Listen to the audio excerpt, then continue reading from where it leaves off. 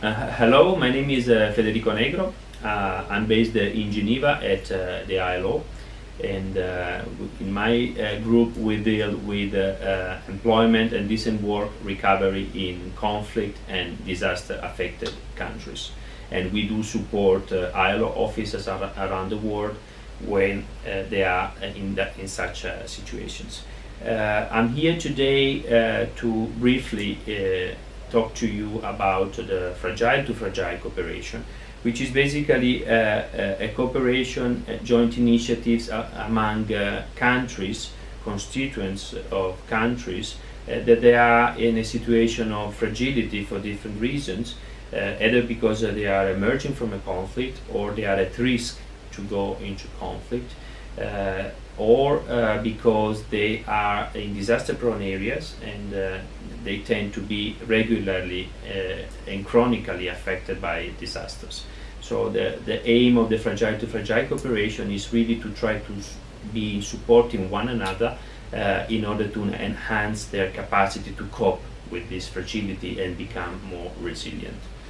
Of course, the fragile to fragile cooperation, it's an approach that can help and can contribute also to the achievement of the SDGs and throughout the SDG agenda.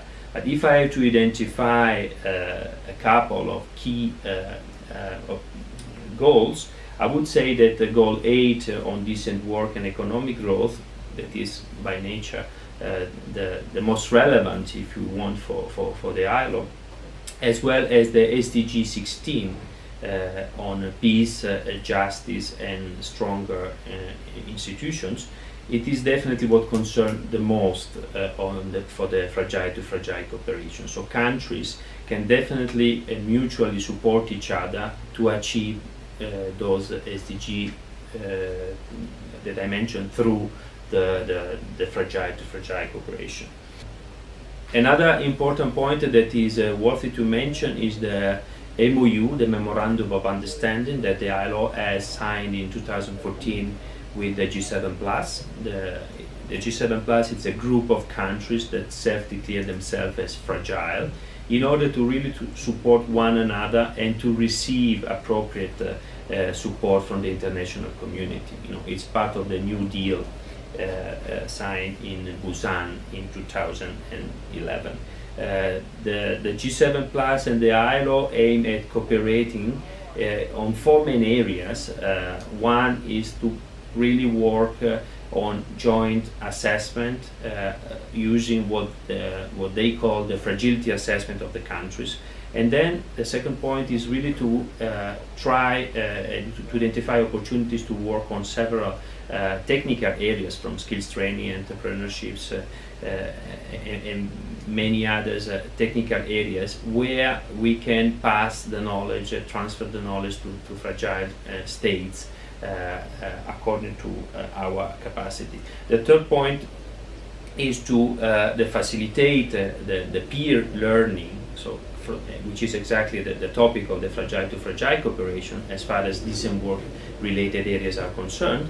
And lastly, also to try to enhance the role of statistics, to produce statistics at country level, because this is oftentimes missing in fragile states, statistics about the world of work. So this is a very important partner, and from signing the MOU there is a strong intention to work with them, because they are representing, they are directly the voices of the countries, and what they say is nothing about us without us. So the ILO is working with the constituents, and they are our constituents, and we want to work with them hand in hand to accompany them out of fragility. Another very important remark I want to make is that the ILO is putting a lot of emphasis on peace, on situations of fragility, and we are, as we speak, working on the revision of the recommendation 71, transition from war to peace, that is going to deal with issues of fragility, conflict and disasters. So it's going to be after the June conference of this year, the normative framework dealing with employment and decent work in these situations. Moreover, we do have also a very practical, programmatic approach, which is the flagship program called Jobs for Peace and Resilience that the DG announced, the DG of the ILO, Director General, announced last year. And this is a program that at country level that aims at creating immediate job opportunity for the young people, as well as enhancing their employability through skills and entrepreneurship development, but also promotes in fragile situations, in conflict-affected countries, in disaster-prone areas, the fundamental principles and right at work, as well as a pillar of the approach, enhance the institution's capacity to deal with all those issues. And fragile to fragile cooperation can definitely be a very strategic tool, a very strategic approach to contribute to the success of these Jobs for Peace and Resilience flagship program of the ILO.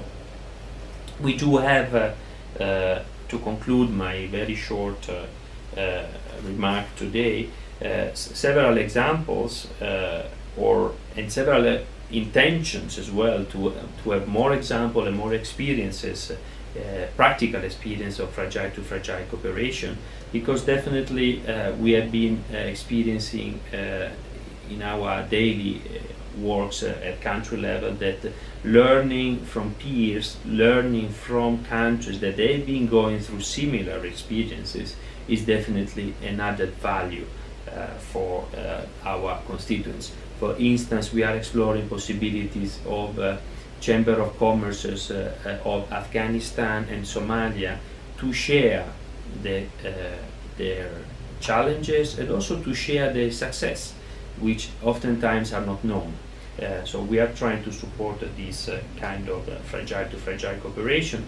Another example I can make is that in DRC, the Democratic Republic of the Congo, we are trying to put together, through initial funding from the ILO, a cooperation on vocational training. So there is a vocational training center there that can enhance the capacity of instructors of neighboring countries, for instance the Central African Republic and Francophone and other Francophone countries.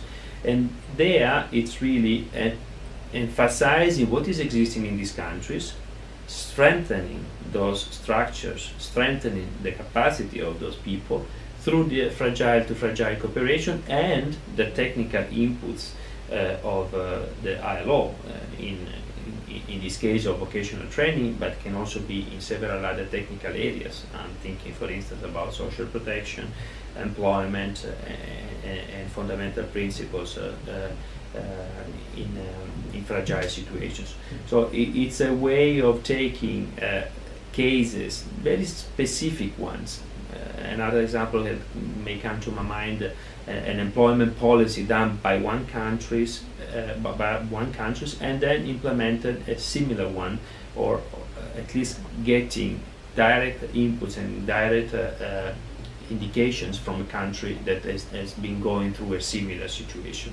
So this is what ILO is trying to support in terms of fragile to fragile cooperation, knowing that the countries can only get out of fragility if they themselves have stronger institutions. And then I'm going back to the SDG 16, so for achieving peace, social justice, you definitely need to work on the institutions. And the fragile to fragile cooperation will definitely contribute to that one, and the ILO is ready and enthusiastic supporting this kind of cooperation.